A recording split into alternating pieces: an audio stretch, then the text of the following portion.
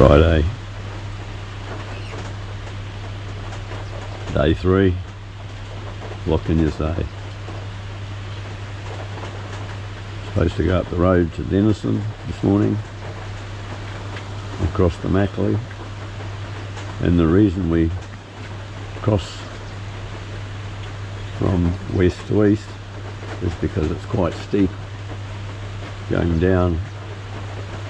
So I did have intention of going to the Mackley, but then with a full load on, trying to come back out up the steep bit. And it's been raining like this for, although it's easing off now. It's been raining quite heavily for a couple of hours, which is enough for the watershed up there to bring the Mackley up. And, with a heavy load, and you've got to be sensible, so I don't know what my options are at the moment. Of all the rides I had planned for the next 19 days, this one was the one that mattered most. The one that meant the most and posed the greatest challenge. If I could complete it today, it would justify my journey to the South Island. I had planned to cross the Mackley during the 2023 tour of the South Island, but when Rigamortis suffered a major engine failure, I was forced to fly home. So here I am, having another go.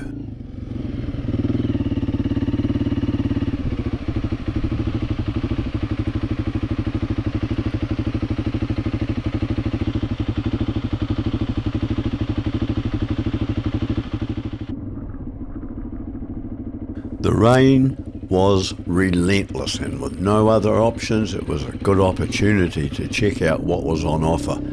I don't intend giving a history lesson, but the fact is, Denniston is steeped in history, and for many decades was New Zealand's largest producing coal mine until closing in 1967. The town's history is closely tied to the famous Denniston Incline, a remarkable engineering feat that transported millions of tonnes of coal down a steep slope. Denniston was once the most isolated and difficult mining town to live in the country. If you find this stuff interesting, Google about Denniston and be intrigued. Meantime, I better get on with the ride. The weather forecast said rain clearing around lunchtime, and Mt Rockford, 9 kilometres due south, was a good option. It would satisfy my curiosity while the weather was making up its mind. I've been going about 20 minutes from Denniston in a southeasterly direction. That's got to be Mt Rockford, whatever. It's all hard rock, a lot of it. Just this moment stopped raining. This for the very first time. So, I've got a bloody heavy load on there. I can't carry less. Anyway, it's definitely rising. Let's go and have a look. Got all that weight on the bike.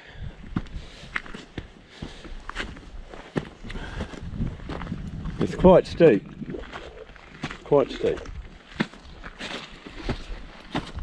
Yeah, I'd get up there all right. Once you're walking it, it's not so intimidating, but I saw all that. Get into tramping mode and have a look. There's no hurry, you've got nothing else to do today. You've got options.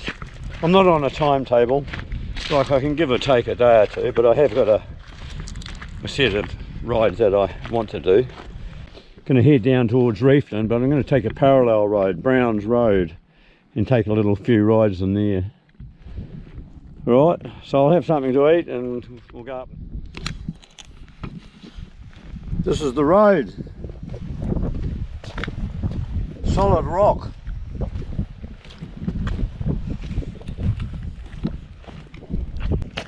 We're getting out of here. The cloud's coming down. It's a lost cause.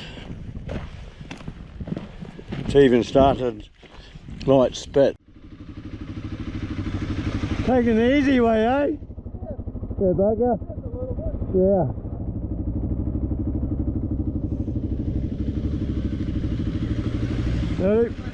Yep. In hindsight, I should have headed down to the Mackley River rather than waiting for the weather to clear. Even though I was solo, I would have walked the river first to assess whether a crossing was possible, then ferried all the gear across before guiding Rigamortis over. Trust me, you do not want to drown a CRF 300. They're an absolute nightmare to get at the plug if worst comes to worst.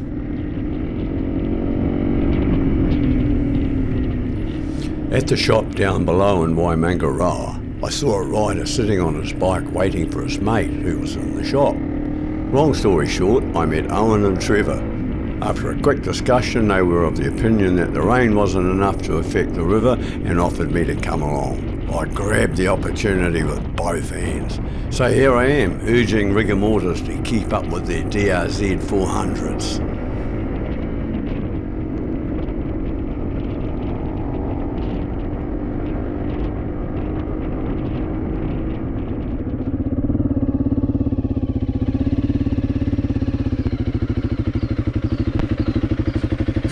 Well, these guys I met down at the store.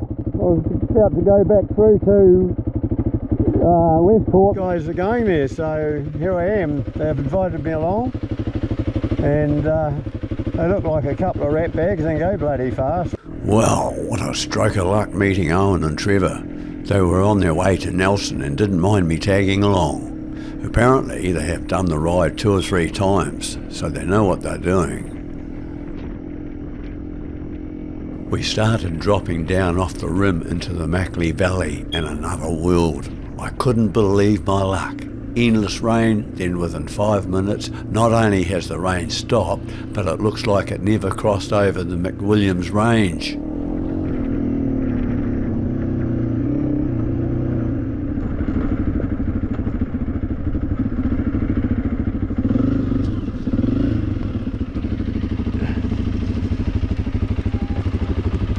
That's great, isn't it? Bloody beautiful. It was a super steep 2.8 kilometre drop down from the western rim to Stevenson Stream forward, where we met the 4x4 drivers.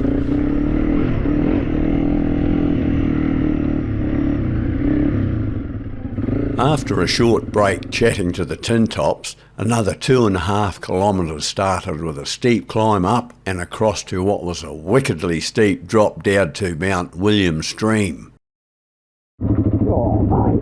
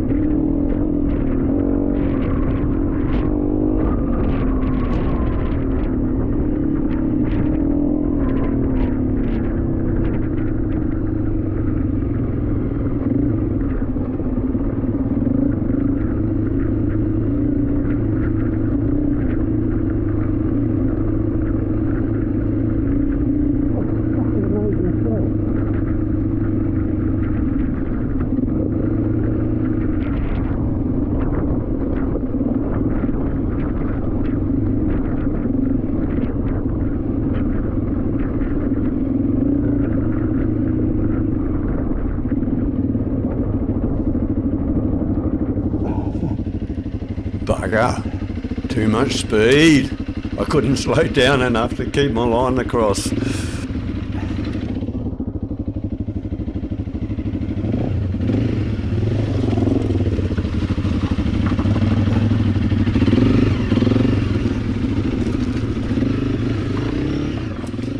Keeping up with Trevor's DRZ is a mission, but man, this is living. This is what it's all about. This is what pushes my button, reminding me why I should be living in the South Island. Riding with Trevor and Owen adds to the experience that comes with tackling this terrain together, and not forgetting Owen, the ever-reliable tail-end Charlie, keeping an eye out for the old fella. Thanks, Owen.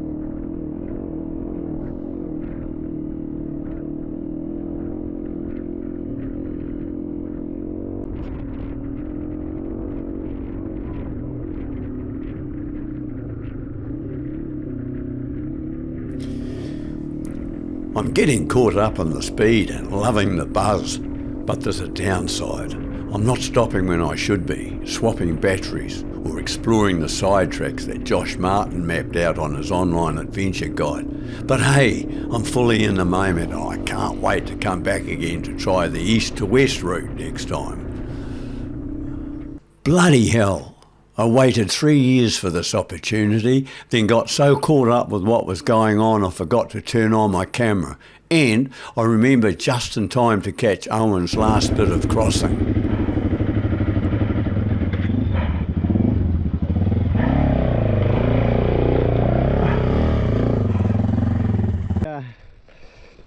That's Trevor. Hey. And Owen. Hello, how are you? And by Christ they can ride.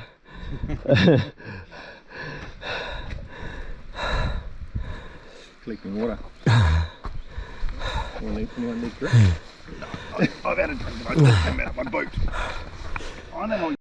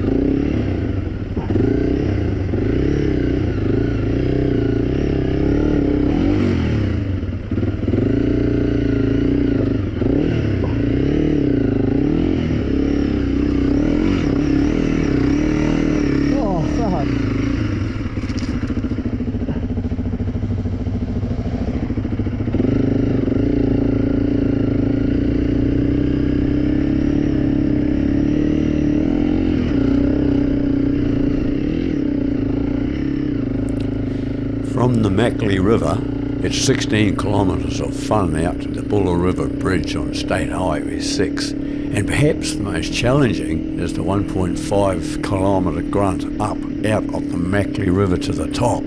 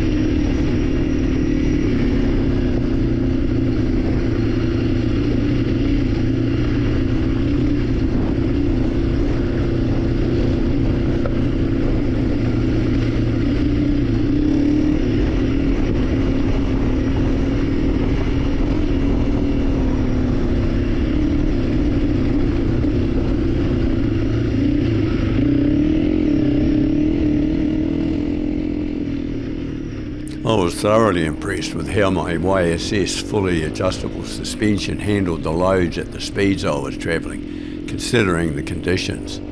It remained stable and predictable throughout. A big thanks to Robert Taylor in New Plymouth for his expertise, and I find my Moscow Moto Reckless 80 luggage setup well designed, versatile and built to handle anything. In my opinion, it's the best reckless luggage on the market.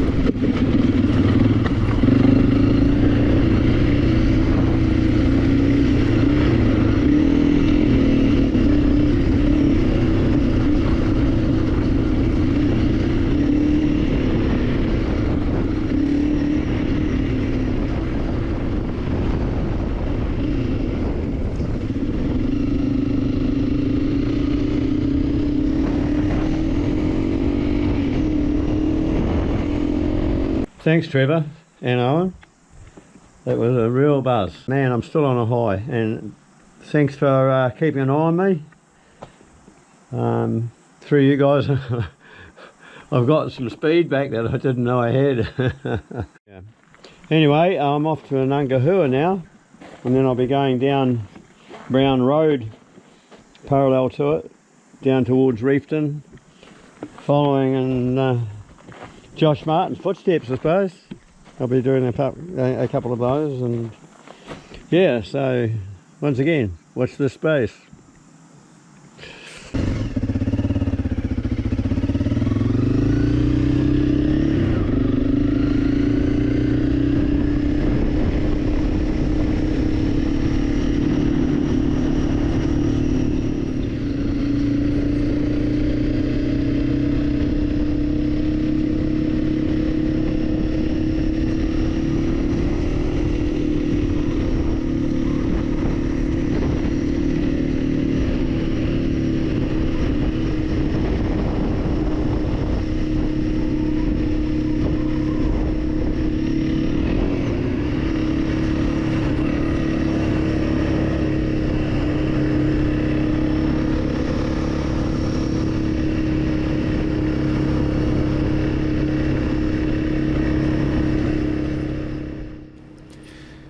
Today has been one of the most satisfying days of pure fun.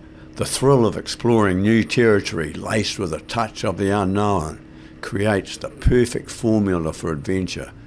Not knowing what challenges lie ahead only adds to the excitement. I can't wait to experience it all over again. Next time, in reverse.